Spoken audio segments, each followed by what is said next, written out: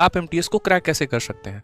ठीक है, मैं अगर सीधा सीधा यहाँ बोलूँ तो हाउ टू क्रैक एमटीएस, सीधी सी बात है। अब यहाँ पर किस तरीके से पढ़ाई देना होगा, तो देखो मैं आपको सारी बातें बताता हूँ। ठीक है, सब्जेक्ट से परे हटके और सारी बातें। अगर मैं एक एस्पिरेंट होता तो अब मेरे सामने 4 चॉइस है। पहला यहाँ पर है कि मेरा मैथ्स भी है, दूसरा यहाँ पर ये है ठीक है कि मुझे रीजनिंग भी पढ़ना है, तीसरा मेरे पास ये भी है कि इंग्लिश भी पढ़ना है, और चौथा मेरे पास ये भी है कि जीएस भी पढ़ना है। अच्छा, एक और चीज़ आप देखना कि कभी भी ऐसा नहीं है कि जो एमटीएस का बच्चा होता है या जो एमटीएस में जो लोग सिलेक्शन लेते हैं वो कभी आगे सीएचएसएल या सीजीएल का पेपर देते ही नहीं, ऐसा नहीं होता। कई ऐसे लोगों को मैंने देखा है कि एमटीएस में सेलेक्ट होने के बाद भी सीजीएल में इनकम टैक्स इंस्पेक्टर के पोस्ट पे लगे हैं। तो वो पोस्ट पे तभी लग पाएंगे जब उनके चारों सब्जेक्ट या चारों स्तंभ बहुत तगड़े होंगे। अगर आपको आगे चल के सीएचएसएल का भी पेपर देना है तो भी आपको ये चारों सब्जेक्ट पढ़ना ही पड़ेगा, आप इग्नोर किसी को नहीं कर सकते हैं। अगर आपके मन की ख्वाहिश है कि नहीं ज़िंदगी भर हम 25,000 के नौकरी पर ही रहने वाले हैं और हमेशा एमटीएस वाला ही काम करने वाले हैं, तो शायद आपको मात्र ये 2 सब्जेक्ट जो है आपकी नैया पार करा सकते हैं। लेकिन अगर आपकी इच्छा जो है आगे तक और है कि हम सीएचएसएल की भी पढ़ाई करें, सीजीएल का भी हम मतलब एक तरीके से पेपर दें और एक अच्छे रैंक, एक अच्छे पोस्ट पर सेलेक्ट हों, तो सिर्फ ये 2 सब्जेक्ट से काम नहीं चलने वाला है। यानी अगर मैं सिर्फ और मेरा टारगेट होता है कि मुझे एमटीएस निकालना है, मैं बहुत सेटिस्फाइड हूँ अपने लाइफ में, मुझे उससे आगे कुछ नहीं करना, तो मैं बस भाई ये 2 सब्जेक्ट पढ़ के जाऊंगा और इनको उतना ही पढ़ता जिसके लिए मेरा क्वालिफाइंग इन नेचर है, भाई बात खत्म।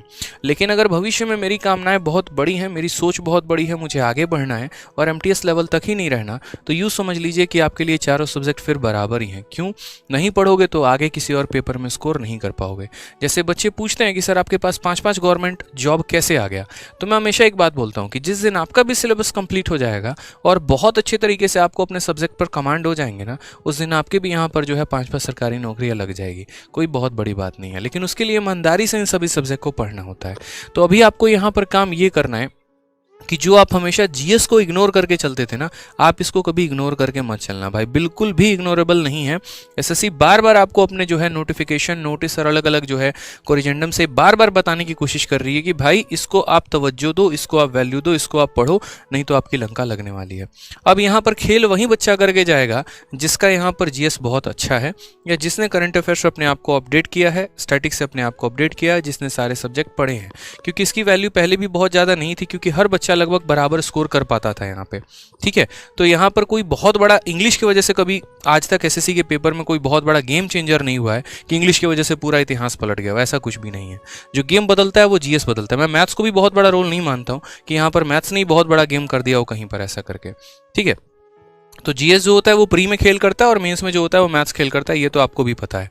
तो यहाँ पर अगर हम बात करते हैं तो अगर मेरी स्ट्रेटजी रहे तो वो क्या रहनी चाहिए, आपका जो स्ट्रेटजी रहना चाहिए, अगर आगे चल के आपको और भी परीक्षाएं देनी है और भी फॉर्म आपको भरना है, तो डेली के डेली जो है आपको कम से कम 1 से 2 घंटे आपको मैथ्स को देने ही देने हैं। रीजनिंग की भी बात करूँ मैं आपको तो 1 आवर डेली प्रैक्टिस करना ही करना है। इंग्लिश के लिए अगर मैं बात करूँ तो आप 2 घंटे दे सकते हैं। 1 घंटे आप अपने वोकैबुलरी को दीजिए जो हमेशा हम कहते हैं, और 1 घंटे आप अपने ग्रामर को दीजिए। साथ में जीएस की भी अगर हम बात करते हैं तो जीएस में अब आपको कम से कम 2 से 3 घंटे देने की जरूरत है, और इन 3 घंटों को आपस में बांट लीजिएगा। ठीक है, 1 घंटा जो है आप अपना यहाँ पर करंट अफेयर के लिए प्रैक्टिस करिएगा, 1 घंटा जो है आप यहाँ पर स्टैटिक के लिए दीजिएगा, और 1 घंटे में आप यहाँ पर किसी सब्जेक्ट के लिए, जैसे मान लीजिए कि पहले हिस्ट्री खत्म कर लिया, फिर पॉलिटी, फिर ज्योग्राफी, फिर इकोनॉमिक्स, इस तरीके से कर करके हमें डिस्ट्रीब्यूशन देना है। मेजर जो फोकस होना चाहिए वो आपका जीएस पर होना चाहिए, क्योंकि मैंने पहले भी कहा कि जब मेरिट बनेगी तो इंग्लिश में भी बहुत बड़ा रोल नहीं रहेगा, लगभग सबके वही नंबर 40 और 50 के बीच में होने वाले हैं। लेकिन जीएस में ऐसा होगा कि किसी के 8 नंबर भी होंगे तो किसी के 38 नंबर भी होंगे, और यहीं से सिलेक्शन का रास्ता खुलेगा आपका। तो इस पार्ट पर जितना फोकस कर सकते हैं, इस पार्ट पर आप उतना ज़्यादा फोकस करिए। ठीक है, प्रैक्टिस अच्छा करते रहिए, अपने सिलेबस को टारगेट करते रहिए, और बाकी हम यहाँ पर जो महाभारत बैच पढ़ा रहे हैं आपको यूट्यूब पर, ये हमारी पूरी टीम जो हम आपको करा रहे हैं, ये बहुत सफिशिएंट है। इससे बाहर एमटीएस में पढ़ने के लिए कुछ और आवश्यकता नहीं है, ना ही कोई पेड कोर्स लेने की ज़रूरत है, ना ही कुछ और। हमारे वीडियोज़ को आप देखिए अच्छे तरीके से, एमटीएस के लिए आपका उतना इनफ हो जाएगा। ठीक है भाई, समझ में आ रहा है बात यहाँ पे? चलिए और बाकी बहुत बहुत शुभकामनाएं आप लोगों को, अच्छे तरीके से प्रिपरेशन करिए।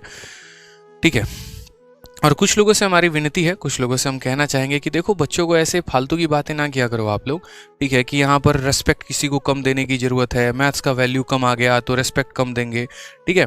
अब कुछ बातें ना ही बोलूँ तो मैं बेहतर होगा, ठीक है। बच्चे के मन में ये सब बातें ना भरी जाए ना तो ज़्यादा अच्छा रहता है। उसको अच्छे से पता है कि उसको आगे चल के CHSL का पेपर देना है, CGL का पेपर देना है, और बिना मैथ रीजनिंग के सिलेक्शन होगा नहीं। तो फालतू की बातें करके डाइवर्ट ना करे तो ज़्यादा बेहतर है। अपने सब्जेक्ट पर फोकस करें, पढ़ाई अच्छे से, वो बहुत अच्छी बात रहेगी, ठीक है। यार देखो, वीडियो अच्छी लगती है ना तो लाइक ज़रूर किया करो यार। आप लोगों के लाइक से बहुत मोटिवेशन मिलती है, बहुत हिम्मत मिलती है और पढ़ाने की, और अच्छा करने की, और बढ़िया कंटेंट लेकर आने की। और साथ में वीडियो को हर जगह पे शेयर भी किया करो।